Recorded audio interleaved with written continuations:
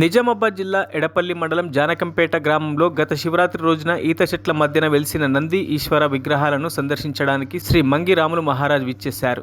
స్వయంభూ లింగేశ్వర విగ్రహాల దర్శనం నిమిత్తం వచ్చిన మహారాజ్ను భక్తులు ఘనంగా స్వాగతం పలికారు. ఈ సందర్భంగా మహారాజ్ మాట్లాడుతూ గత శివరాత్రి రోజున విగ్రహాలు బయటపడడం శుభసూచకమని, రానున్న రోజుల్లో ఆలయం అభివృద్ధి చెందుతుందని, ఆ భగవంతుని ఆజ్ఞతోనే ఈ ఆలయం నిర్మాణానికి అవకాశం వచ్చిందని, గ్రామానికి ఈశాన్య దిశలో ఆలయ నిర్మాణం చేపట్టడం గ్రామానికి ఎంతో శుభసూచకమని, ఆలయ నిర్మాణం తగ్గట్టుగా స్థలం కూడా బాగుందని, బోధన్ నిజామాబాద్ ప్రధాన రహదారి పక్కనే ఉండడంతో ఈ ఆలయ నిర్మాణం చేపడితే త్వరలోనే ఎంతో ప్రాముఖ్యత పొంది ప్రసిద్ధి చెందుతుందని తెలిపారు.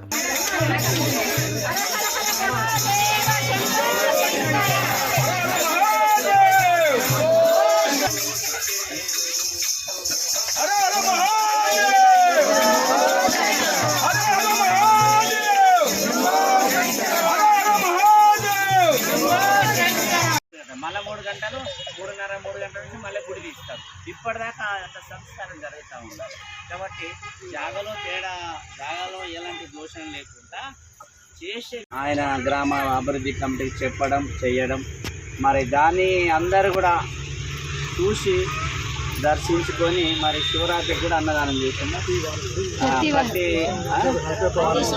ప్రతి వారం పత్రం పుష్పం ఫలం తోయం ఎవరు తోచింది వాళ్ళు ఇస్తూ ఉన్నారు, ఎవరికి తోచింది ప్రసాదం తీసుకొని పోతా ఉన్నాం మనం వాస్తవంగా. కాబట్టి ఇది ఏదో చిక్కులలో ఉన్నదని యొక్క ఆలోచనతో మరి రూల్స్ ప్రకారంగా పద్ధతి ప్రకారంగా అన్నీ కూడా అనుమతి ప్రకారంగా భగవంతుడి ఆజ్ఞ అయితే ఏదన్నా అవకాశం వస్తుందట. భగవంతుడు ఆజ్ఞ అయితేనే ఏదన్నా అవకాశం వస్తుందట వాస్తవంగా. అందుకని ఆ భగవంతుడు ఆజ్ఞ కూడా అయింది కాబట్టి అవన్నీ కూడా ఎలాంటి ఒత్తిడి ఉన్నా దూరం అయిపోయాయి. దూరమైన సందర్భంగా మరి మన గ్రామస్తులు కూడా అందరూ ఒక నందిపేటకు రావడం కూడా జరిగింది. మాకు కొంచెం కార్యక్రమాలతో బాగా లేట్ అయింది.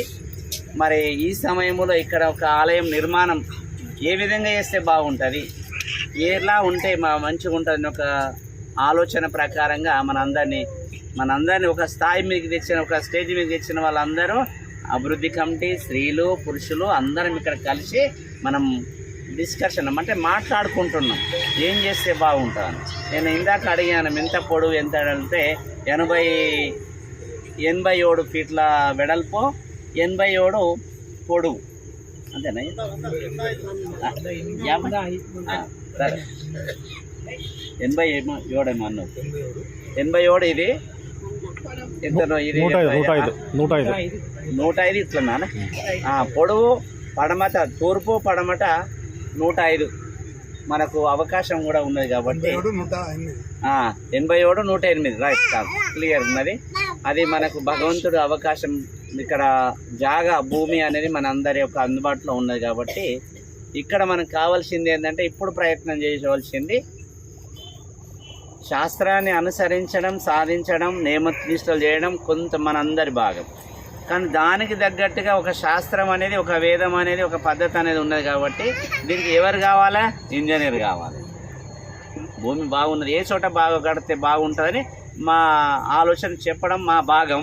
దానికి కావాల్సింది ఏ విధంగా అయితే దారి తీయాలా, ఏ విధంగా అయితే మనకి వాస్తు బాగుంటుంది అనే ఒక ఆలోచన ఇంజనీర్లతో కానీ దానికి దగ్గర. మరిన్ని అప్డేట్స్ కోసం మా ఛానల్ని సబ్స్క్రైబ్ చేయండి.